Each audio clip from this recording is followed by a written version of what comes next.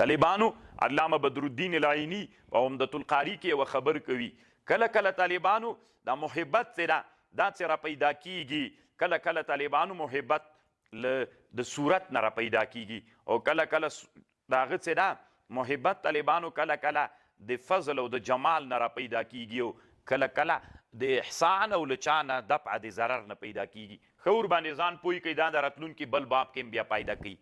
ګوره دا مینه نه ده محبت دا چې انسان کې را پیدا کیږي ولې د یو انسان د بل انسان سره محبت پیدا کیږي یا محبت دپاره مبدا او ابتدا هغه حسن د صورت وي د یو چا ښه صورت وي ښه شکل الله ورکړی وي نو حسن الله ورکړی وي ظاهري نو دی چې هغه وویني دلته د ده په زړه کې د هغه سره مینه پیدا سي نو کله کله محبت چې ده هغه د حسن صورت نه را پیدا کیږي دا که نه طالبانو کله کله دا محبت چې را پیدا کیږي یو انسان کې یو کمال وي د دې کمال دی وجې نه پیدا کیږي یو سړی ښه ځواني نه لري خو کمال لري شجاعت کمال ده علم کمال ده اختراع کمال ده میکانیکیت کمال ده نو کله چې انسان کې کمال راسي الله عز وجل د هغه انسان سره د خلکو محبت پیدا کوي که نه د کمال دی وجې نه انسان کې الله پاک څوک پیدا کوي دا اوس تاسې فکر وکئ په افغانانو کې کوم افغانان چې په ملت باندې ګران دي نو هغه انسانان د ګوتو په شمار خلک وي خو اکثره د کمال دی وجې نه په خلکو ګران دي نو محبت کمالی دی ته وي یو محبت جمالی ده یو محبت کمالی ده یو محبت احسانی ده علامه بدرالدین العینی وی دغه محبت چې مبدا یې څوک وي احسان وي دې ته مبدا دې ته محبت احسانی وي ته یو چا سره احسان وکړه دغه له تا سره محبت پیدا سي ته یو چا نه دفع د ضرر وکړه دغه له تا نه بیا محبت پیدا سي وي ما سره ځواني کړې ده ډېره خوندوره ځواني را سره کړې ده نو هغه ټول عمر بیا نه ویروي محبت ورسره پیدا وي دې ته محبت احسانی وي محبت احسانی محبت کمالی او محبت جمالی جمال و حسن چې درکیو محبت د دې وجې نه را پیدا او جمالی ده چې کمال درکیو د کمال د وجې نه محبت و دې ته کمالی محبت وي او احسانی محبت ده دا د علامه بدرالدین العینی خبره سوله خو بیا علامه بدرالدین العینی وایي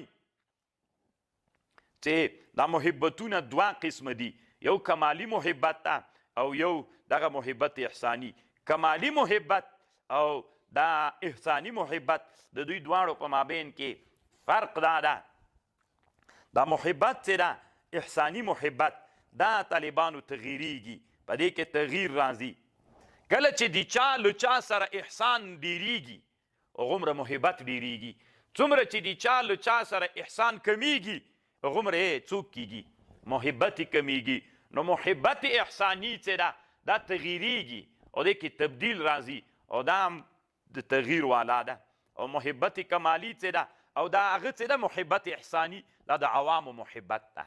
عوام چې کوم محبت کوي انسان عبدالاحسان ده نو انسان چې کوم محبت کوي عوام یې نو هغه کې یعنی عام خلک د انسانانو چې کوم محبت کوي هغې ته محبت احسانی وي که احسان ورسره وکړي د سره محبت کوي که احسان نه وي محبت تر سره نه کوي بیا محبت تر نه ختمیږي خصوصا د باچایي په وخت کې لکه دا اوس طالبانو ډېر خلک ایمان غوښتنه کوي دا کار راته وکړي مې زه سبق وایم ما پورې دا کار سم ملګري وي طالبانو بیا بله ورځ ته خفوي چې ما ته دا کار نه ده کړی نو زه خو د کار ملا نه یم ما خو د کتاب سره کار ده نو که کار مې کولی بیا به مې حکومت کې وظیفه اخیستې وله نو دا طالبانو هغه محبت احسانی سو ګوره که نه لکه د احسان دپاره د محبت کو که احسان و څوک به وي محبت به وي که احسان نه وي محبت به نه وي او بل څه ده محبت د خواصو ده دا طالبانو د انسان له کمالاتو نه را پیدا کیږي